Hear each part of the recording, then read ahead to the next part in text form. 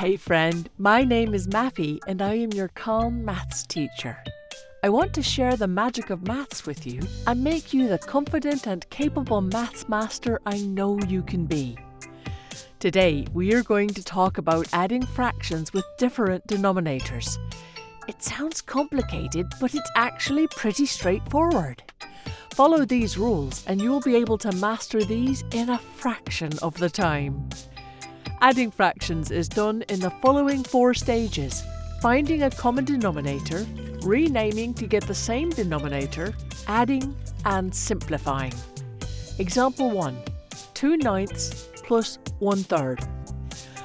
When we are adding fractions, we need a common denominator.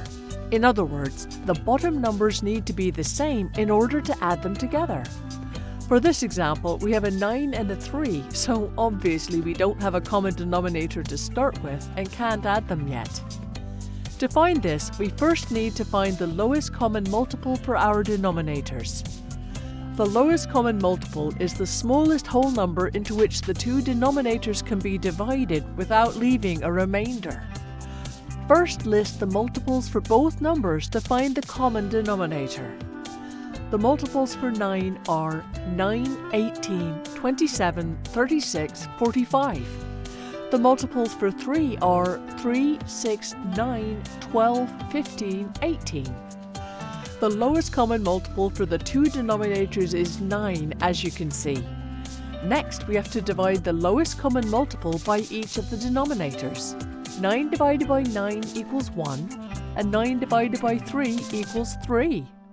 After dividing the lowest common multiple by each denominator, we need to multiply the numerators by these outcomes to make our denominators the same, which in this case is 9. From our original sum, 2/9 plus 1/3, we will then rewrite our sum as 2 times 1 over 9 plus 1 times 3 over 9 equals 2/9 plus 3/9.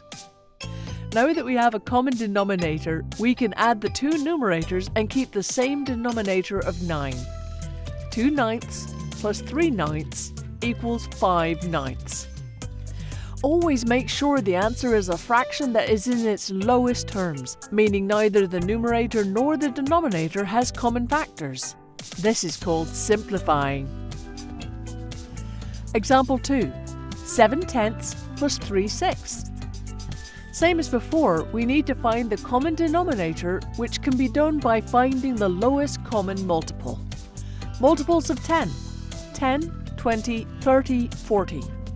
Multiples of 6. 6, 12, 18, 24, 30. As you can see, the common denominator is 30, as this is the smallest number in both lists.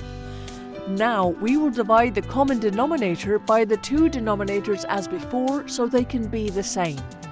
30 divided by 10 equals 3 and 30 divided by 6 equals 5. After that, we multiply the numerators by the outcomes and then we do the same to the denominators. This process is renaming.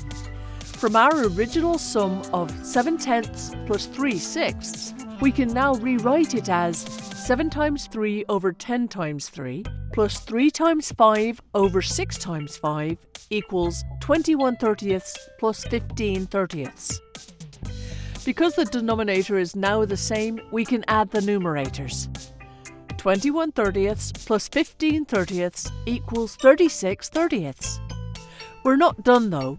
The solution is not in its simplest form. To put it in its simplest form, divide 36 and 30 by their highest common factor, which is 6. The solution will be 36 divided by 6 over 30 divided by 6 equals 6/5.